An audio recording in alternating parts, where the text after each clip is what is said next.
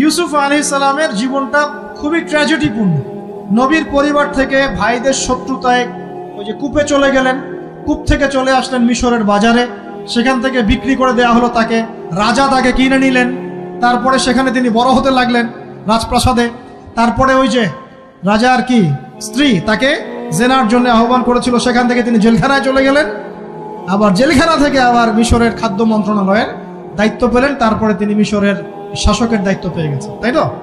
আচ্ছা, এর মধ্যে একটা জায়গা খালি বলবো আজকে। আপনি টপিকটা কি দিবা তোমরা? টপিকটা হচ্ছে চলমান বৈশ্বিক অর্থনৈতিক সংকটে ইউসুফ আলাইহিস সালামের সমাধান। মনে থাকবে? চলমান এই বৈশ্বিক অর্থনৈতিক সংকটে ইউসুফ আলাইহিস সালামের সমাধান কি ছিল? ইউসুফ আলাইহিস সালাম জেলখানায়, কোথায় বলেন তো? জেলখানায়। তখন দুজন ব্যক্তি তাকে বলছে, ইউসুফ, আমরা দুজন দুটো স্বপ্ন দেখেছি, তুমি কি স্বপ্নের ব্যাখ্যা দিতে পারবে? আমরা তোমাকে সত্যবাদী বলে মনে করি। ইউসুফ আলাইহিস সালাম বলছেন, খাবার আসার আগেই তোমাদেরকে স্বপ্নের ব্যাখ্যা দিয়ে দেব।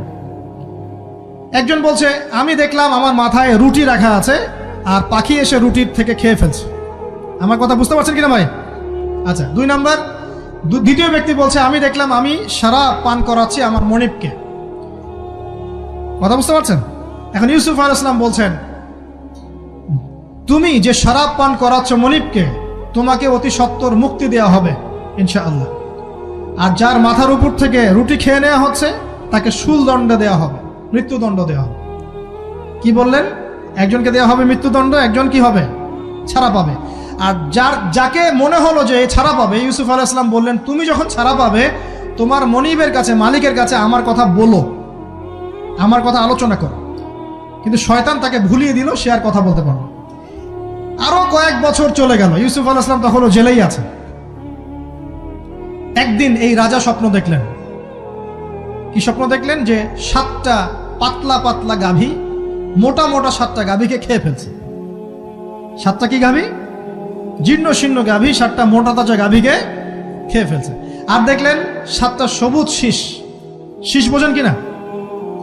এই ধানের শীষ না, আবার সবুজ শীষ। আর দেখছেন শীষ মরে গেলে যেমন দেখায় না একটা রং, এরকম শীষ। এখন রাজা খুব চিন্তিত হয়ে পড়লেন যে আসলে এই স্বপ্নের কি ব্যাখ্যা। তিনি সবাইকে ডেকে বললেন, স্বপ্নের ব্যাখ্যা কি তোমরা জানো? তখন রাজ্য পরিষদের এই যে এমপি মন্ত্রী যারা আছে তারা বলছেন, না, এটা কি স্বপ্ন, এটা একটা বাজে স্বপ্ন, উদ্ভট স্বপ্ন, আমরা এটার মানে জানি না। আমরা হলো তাই তো বলতাম নাকি ভাই? কিন্তু ওই ব্যক্তি স্মরণ হয়ে গেল যে ছাড়া পেয়েছে, আরে ইউসুফ তো স্বপ্নের ব্যাখ্যা দিতে পারে। দৌড়ে গেলেন তিনি জেলখানায়। ইউসুফ আইয়ুহা সিদ্দিক, হে সত্যবাদী নবী ইউসুফ, আমাকে কি এই স্বপ্নের ব্যাখ্যা বলতে পারবেন? 7টা জীর্ণ শীর্ণ গাভী 7টা মোটা তাজা গাভীকে খেয়ে ফেলছে। ইউসুফ আলাইহিস সালাম এই স্বপ্ন শুনে বললেন, ইউসুফ আলাইহিস সালাম শুধু স্বপ্নের ব্যাখ্যাই দিলেন না, বরং এই স্বপ্ন যে সত্য এটা তিনি বিশ্বাসও করলেন। এই স্বপ্ন একটা সমস্যাকে নির্দেশ করছে এটাও বুঝে ফেললেন। এই সমস্যার সমাধানও তিনি দিয়ে দিলেন। বলেন সুবহানাল্লাহ। আমার কথা বলছেন, ইউসুফ আলাইহিস সালাম স্বপ্নের ব্যাখ্যা দিচ্ছেন না, বরং স্বপ্নটা যে সত্য তিনি মেনে নিচ্ছেন এবং এই স্বপ্নের ফলে একটা সামনে খারাপ সময় আসতে যাচ্ছে এটা তিনি বিশ্বাস করছেন এবং এর সমাধান তিনি জাতিকে দিচ্ছেন। ইউসুফ আলাইহিস সালাম বলছেন, তোমাদের সামনে 7 বছর দুর্ভিক্ষ হবে। কি হবে বলেন? 7 বছর। সারা বিশ্বের অর্থনৈতিক প্রেক্ষাপট একটু বিবেচনা করেন তো, যে আমরা একটা খারাপ সময়ের দিকে যাচ্ছি না আস্তে আস্তে, এবং নীরব একটা দুর্ভিক্ষ সারা ওয়ার্ল্ডে চলছে না? করোনার সময় ছিল, ওই সময় একটা সমস্যা ছিল, ইউক্রেন রাশিয়ার ইস্যু ছিল, আরো অনেক ইস্যু আছে, শুধু এগুলো ইস্যু নয়। অপচয় ইস্যু আছে, দুর্নীতি ইস্যু আছে, জুলুম আছে, তারপরে যে পারমাণবিক ক্ষেত্রগুলো আছে, বড় বড় পরাশক্তিদের চাপ আছে, অনেক ব্যাপার আছে, রিজার্ভ কমে যাওয়া, অনেক বিষয় আছে। সারা বিশ্ব একটা অর্থনৈতিক মন্দা দেখছে কিনা? ইউসুফ আলাইহিস সালাম বললেন, 7 বছর তোমাদের এখানে প্রচুর ফসল ফলবে। এটা 7টা সবুজ শীষ, প্রচুর ফসল ফলবে তোমাদের এই অঞ্চলের মধ্যে। তোমরা একটা কাজ করো, তোমরা ওই 7 বছরের ফসলের যতটুকু অংশ তোমাদের না খেলে নয়, অতটুকু দিয়ে তোমরা তোমাদের জনগণের চাহিদা পূরণ করো, আর বেশি অংশটাকে রিজার্ভ করে রেখে দিও। আমার কথা বুঝতে পারছেন? ইউসুফ আলাইহিস সালাম বলছেন না যে স্বপ্নটা সত্য, তিনি সমাধান দিচ্ছেন উল্টা। এটা তো হবে সামনে, স্বপ্ন সত্য মিথ্যা তো দূরের কথা, এটা সামনে হতে যাচ্ছে। 7 বছর তোমরা প্রচুর ফসল ফলাবে, এই ফসলের একটা বড় অংশ রিজার্ভ করে রেখে দিও, আর বাকি অংশটা দিয়ে তোমরা জনগণের চাহিদা পূরণ করো। মানে অপচয় করা যাবে না, যাবে কোনো সম্পদ অপচয় করা যাবে না। এরপর তোমাদের সামনে আসবে 7টা বছর দুর্ভিক্ষের বছর, আকাশ বৃষ্টি বন্ধ করে দিবে। আকাশ কি করবে? বৃষ্টি বন্ধ করে দেবে। তার মানে ওই 7 বছর আমরা কিভাবে চলবো তাহলে? এই যে রিজার্ভ করেছি, এই রিজার্ভ বা সঞ্চিত সম্পদ দিয়ে আমরা 7 বছর চলবো।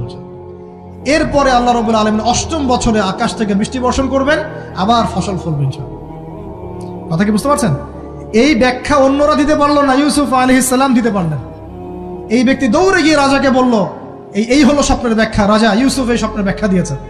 রাজা কত বিচক্ষণ ছিলেন, রাজা সত্য মিথ্যা চিনতেন। তিনি বুঝতেন যে আসলেই সত্য কাকে বলে, মিথ্যা কাকে বলে। এই আমার এমপি মন্ত্রীরা শোনো, তোমরা কেউ সমাধান দিতে পারো নাই, ইউসুফ সমাধান দিয়েছে। ইউসুফকে আমার কাছে নিয়ে আসো, আমি তাকে আমার কাছে নিকটে আসন দিব, বলেন সুবহানাল্লাহ। এবার ইউসুফ আলাইহিস সালামকে ডেকে তিনি সম্মানিত করলেন, সম্মানিত করে বললেন যে কোন দায়িত্ব দিলে তুমি আমাদের এই রাজ্যটাকে বাঁচাতে পারবে এই দুর্ভিক্ষের হাত থেকে। ইউসুফ আলাইহিস সালাম নিজে বলছেন, আমি হচ্ছে বিশ্বস্ত মানুষ, আমি হচ্ছি রজুলুন আমিন, আমি বিশ্বস্ত এবং আমি আস্থাভাজন। আমাকে আপনি খাদ্য মন্ত্রণালয়ের দায়িত্ব দেন, ইনশাআল্লাহ আমি এই প্রবলেমগুলো সলভ করবো ইনশাআল্লাহ। এরপর তাকে দায়িত্ব দেওয়া হলো খাদ্য মন্ত্রণালয়ের। 7 বছর তিনি এরকম পলিসি গ্রহণ করলেন। মিশরের লক্ষ লক্ষ মানুষ পরবর্তী 7 বছরের দুর্ভিক্ষ থেকে বেঁচে গেল। কোরআন তো মূল্যায়ন করি না আমরা, আর কোরআনের কথা যারা বলে ওদেরকেও মূল্যায়ন করি না। এই জন্য আমরা বলছি, বর্তমান চলমান অর্থনৈতিক সংকটের সবচেয়ে বড় বড় সমাধান হচ্ছে এক, ভাই জনগণ হই আর সরকার হই, কোনো সম্পদ অপচয় করা যাবে না। আমরা সম্পদ অপচয় করি না? আপনি অজু করেছেন, আপনি 1 বালতি পানিতে অজু করেছেন, ট্যাপ ছেড়েছেন, মসজিদের 1 বালতি পানি চলে গেছে, কেন পানি অপচয় করবেন? আমাদের 5টা ফ্যানের দরকার নেই বাসায়, আপনি 5টা ফ্যান চালাচ্ছেন কেন? আপনি ঘর থেকে বের হলেন, ফ্যান চলছে, কেন চলছে? ঘর মুছেছেন, ফ্যান ছেড়ে দিয়েছেন, ওই যে পাখা বাতাসে শুকাবে মাটি, কেন? এসি চালিয়েছেন, 24 ঘন্টা চালানোর কি দরকার? 2 ঘন্টা চালিয়ে বন্ধ করলে হয়। বিদ্যুতের ব্যাপার, গ্যাসের ব্যাপার, তেলের ব্যাপার, আমরা কি কম অপচয় করি মনে হচ্ছে আপনার কাছে? আমরা প্রচুর অপচয় করি। আর আমরা জনগণরা সাধু না, আমরা বেশি অপচয় করি। আমরা অপচয় করি না ভাই, প্রমাণ আপনি নিজের বাসায় পাবেন। পানির অপচয়, আপনার তেলের অপচয়, আপনার গ্যাসের অপচয়, আপনার বিদ্যুতের অপচয়, এগুলোর উপর কঠিন আইন করা দরকার। অপচয় করলে শাস্তি দিতে হবে, অপচয় করা যাবে না। অপচয় কমালে কি হবে? আমরা সম্পদ বেশি রিজার্ভ করতে পারবো। এই যুগে কি কি সম্পদ রিজার্ভ করলে আমরা সচ্ছল হতে পারবো, এই হেদায়েতগুলো আপনাকে ওই সোকল্ড প্রোটেস্ট্যান্ট মৌলবীরা দিতে পারবে না ইনশাআল্লাহ তাআলা, কারণ তাদের কাছে ইকোনমিক্সের জ্ঞান নাই। এই যুগে যদি আমরা গ্যাস রিজার্ভ করতে পারতাম, তেল রিজার্ভ করতে পারতাম, গোল্ড রিজার্ভ করতে পারতাম, সিলভার রিজার্ভ করতে পারতাম, এবং যে কারেন্সি সারা ওয়ার্ল্ড ওয়াইড চলছে এখন, এগুলোকে রিজার্ভ করতে পারতাম, এবং জনগণের যতটুকুতে প্রয়োজন এতটুকু সাপ্লাই করে বাকিটা রিজার্ভ করে রাখতে পারতাম, আসন্ন সময়ে এটা দিয়ে আমরা বৈশ্বিক সংকট মোকাবেলা করতে পারতাম। আমার কথা রাগ করলেন? আমি কি কারো শত্রু, কোন দলের লোক? আমি আপনাদের জাতির একজন, আপনার দিনই ভাই, আপনার শুভাকাঙ্ক্ষী, এবং আপনি আর আমরা ভাইয়ের মতো। কিসের মতো? নিজের ভাইয়ের মতো। আপনার গায়ে আঘাত লাগলে আমি কষ্ট পাবো, আপনাকে কেউ গালি দিলে আমি কষ্ট পাবো। আমাদের জনগণের ক্ষতি হলে আমাদের বুক কাঁদবে না? জনগণের ক্ষতি হলে, দুঃখ দুর্দশা হলে আমাদের বুক কাঁদা উচিত, উচিত কি না? আমাদের সবাইকেই যার যার দায়িত্ব পালন করতে হবে। আমরাও অপচয় বন্ধ করে দেবো ইনশাআল্লাহ তাআলা। রাজি আছি ইনশাআল্লাহ? যত বাকি বকেয়া সব আছে সব পরিশোধ করার চেষ্টা করবো ইনশাআল্লাহ। আমরা সরকারি সম্পদ অন্যায়ভাবে আত্মসাৎ করব না, এবং আমরা আমাদের সমাজে যত দুর্নীতি আছে এটা বন্ধ করতে হবে, যত প্রকার দুর্নীতি আছে বন্ধ করতে হবে, যত কালো টাকা আছে সাদা করতে হবে, এবং সাস্টেইনেবল অ্যাসেটগুলোকে রিজার্ভ করতে হবে। তাহলে আগামীতে বিশ্ব ডুবে যায় যাক, বাংলার মাটি ডুববে না ইনশাআল্লাহ।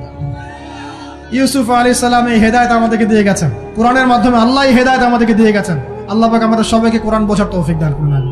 আপনি যদি কবিতা, সাহিত্য, ছন্দ এগুলো পছন্দ করেন তাহলে সূরা হুদ আপনার জন্য, সুবহানাল্লাহ। আপনি যদি কবিতা, সাহিত্য, ছন্দ, বালাগাত পছন্দ করেন, সূরা আর রহমান আপনার জন্য, সূরা হুদ আপনার জন্য, সূরা শুআরা এগুলো আপনার জন্য। এত চমৎকার কাব্যিক বিন্যাস আছে, কবিতার ছন্দে ছন্দে উপন্যাস ব্যাখ্যা করা হয়েছে বলে সুবহানাল্লাহ। মানুষ তো কোরআনকে মূল্যায়ন করে না। আমি লাস্ট জুমার খুতবার একটা লেকচারে বলেছিলাম, সূরা ইউসুফ, এই যে এখন সারা বিশ্বে অর্থনীতি নিয়ে যে কত কথা হচ্ছে, অর্থনৈতিক সংকট, এইটা সেটা বলা হচ্ছে না, সবার ঘরে ঘরে এগুলো আলোচনা হয় তো, মাশাআল্লাহ। আপনি বিশ্বাস করেন সূরা ইউসুফের মাত্র 4টা আয়াতের মধ্যে আল্লাহ পাক এই পুরো বিশ্বের অর্থনৈতিক সমস্যার সমাধান দিয়ে দিয়েছেন। ঘরে ঘরে কোরআনওয়ালা মানুষ তৈরি হবে তো ইনশাআল্লাহ। আল্লাহ কবুল করুন, বলি আমিন। কোরআনের এই বিশেষ সূরাগুলো মুখস্থ করতে পারবো তো ইনশাআল্লাহ ভাই। এগুলো নিয়মিত চর্চা করলে আপনাকে দুষ্ট জিন, জাদু, বদনজর এগুলো গ্রাস করবে না ইনশাআল্লাহ। আরেকটা বইয়ের নাম বলে দেই, বই কিনবেন। আমি যে প্রত্যেকটা লেকচারে একটা একটা করে 2টা করে বইয়ের নাম বলি, বইগুলো কিনবেন আল্লাহর রাস্তায়। আজকে শুধু একটা বইয়ের নাম বলবো না, আজকে আমি এমন একজন রাইটারের নাম বলে দিব যে রাইটারের সবগুলো বই বাসায় কিনবেন আপনারা ইনশাআল্লাহ। যদি আপনি এই রাইটারের, এই আলেমের সবগুলো বই বাসায় রাখতে পারেন এবং চর্চা করতে পারেন, ইনশাআল্লাহ আপনি সিরাতুল মুস্তাকিমেই থাকবেন ইনশাআল্লাহ। আমি আপনার জিম্মেদার হচ্ছি ইনশাআল্লাহ। যদি আপনি পথভ্রষ্ট না হয়ে যান, এই বইগুলোতে এত চমৎকার করে গাইডলাইন দেয়া আছে, আপনি ইনশাআল্লাহ সঠিক পথেই থাকবেন। নামটা বলে দিব, সবার প্রিয় আলেম, পুরো বিশ্বের, শুধু বাংলাদেশের নয়, অন্যতম একজন প্রিয় আলেম, বিদগ্ধ আলেমে দ্বীন আল্লামা মুফতি তকি উসমানী দামাত বারাকাতুহু। নাম শুনেছেন? এই নামটা শুনেছেন? আচ্ছা, তার অনেক বই আছে, প্রায় 200, 300, 400 সবগুলা বই বাসায় কিনবেন ইনশাআল্লাহ। ইবাদত নিয়ে বই আছে, মুআমালাত নিয়ে বই আছে, তাসাউফ নিয়ে বই আছে, জিকির নিয়ে বই আছে, অর্থনীতি নিয়ে বই আছে, ওয়ার্ল্ড অ্যাফেয়ার্স নিয়ে বই আছে, প্রতিটা সাবজেক্ট ধরে ধরে বই আছে। কোথায় পাবেন? এই তো অনলাইনে অনেক বুকশপ আছে না, এগুলোতে পাবেন। বাংলা বাজারে ঢাকায় পাবেন, এগুলো অনুবাদ হয়ে গেছে আলহামদুলিল্লাহ। এবং বাংলাদেশে অনেক স্টুডেন্ট আছে তার হাতে গড়া, তাদের ইলম, তাদের আমল, তাদের আখলাক দেখলে পরকালকে চেনা যায়। মাশাআল্লাহ, বই কিনতে পারবেন তো একটু ইনশাআল্লাহ। আরে ভাই, ইউনিভার্সিটির ক্যান্টিনে বসলেই তো 100 টাকা শেষ হয় আপনার, আর ক্যান্টিনে যদি বোরখাওয়ালা কাউকে নিয়ে বসেন তাহলে তো শেষ। এখন সহি প্রেম করে মানুষ। এক ভাই প্রশ্ন করেছে সেদিন, কালকেই, সে দিনের পথে ফিরে এসেছে কিন্তু তার গার্লফ্রেন্ডকে ভুলতে পারে না। তো বলছে, ভাই তাকে দাওয়াত দেওয়ার খাতিরে হলেও কি ফোনে কথা বলা যাবে? কি উত্তর দিব বলেন? আপনি পবিত্র হতে যাচ্ছেন কিনা? পবিত্র হতে চাচ্ছেন, পবিত্র পথে আসতে চাচ্ছেন, তাহলে অপবিত্র পথে আবার কেন ফিরে যাবে? এগুলো কি হালাল না হারাম? আল্লাহ পাক বলেছেন, লা তাকরাবু জিনা, জিনার ধারের কাছেও যেও না, ধারের কাছেও যেও না। দেখেন, এই একই কথা আল্লাহ পাক আদম এবং হাওয়া আলাইহিস সালামকে এইরকম শব্দে বলেছিলেন, ওয়ালা তাকরাবা হাযিহিশ শাজারা, তোমরা এই গাছের ফল খেও না এমন নয়, তোমরা এই গাছের কাছেও যেও না। আমার কথা কি বুঝতে পারছেন? মানে এই বাস অতিক্রম করে এসো না এমন নয়, এই বাসের কাছেও বসবা না। বুঝতে পারছেন কথা? একইভাবে আল্লাহ বলছেন, ওয়ালা তাকরাবু জিনা, তোমরা জেনা করো না এমন নয়, জেনার কাছেও। তার মানে ফিজিক্যাল রিলেশন তো অনেক দূরের কথা, হারাম। আপনি ফোনেও কথা বলবেন না, আল্লাহ পাক তৌফিক দান করে নেন। আপনি যদি পবিত্র থাকতে পারেন ইনশাআল্লাহ তাআলা, আল্লাহ পাক আপনাকে আপনার উপযুক্ত পাত্রী দিবেন ইনশাআল্লাহ।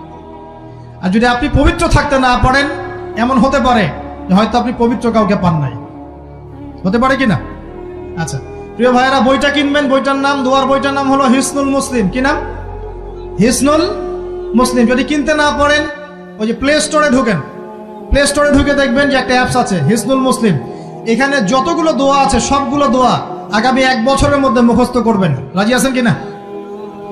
আর এখানে সকাল সন্ধ্যায় পড়ার জন্য কিছু দোয়া আছে, সকাল সন্ধ্যায় পড়ার। এই দোয়াগুলো আল্লাহর ওয়াস্তে মুখস্থ করবেন। পারবেন ইনশাআল্লাহ? আল্লাহ তৌফিক দান করুন। আমি আর একটা আমল বলে দিব, তারপর সামনে যাব। সেটা হলো 5 ওয়াক্ত নামাজ তো পড়েন মাশাআল্লাহ, নাকি? কারা কারা নামাজ 5 ওয়াক্ত পড়েন হাত তোলেন দেখি। আলহামদুলিল্লাহ, মাশাআল্লাহ, হাত নামা। আর যারা নামাজ পড়েন না তাদেরকে আমি একটা হাদিস শোনাবো, একটা হাদিস শুনবেন। নবী সাল্লাল্লাহু আলাইহি ওয়াসাল্লাম বলেছেন, قال النبي صلى الله عليه وسلم بين العبد وبين الكفر والشرك ترك الصلاة। আল্লাহ পাকের বান্দা আর একজন কাফের মুশরিকের মধ্যে পার্থক্যই হচ্ছে নামাজ। আল্লাহ পাকের বান্দা মানে মুমিন মুসলিম এবং একজন কাফের মুশরিকের মধ্যে পার্থক্য কি?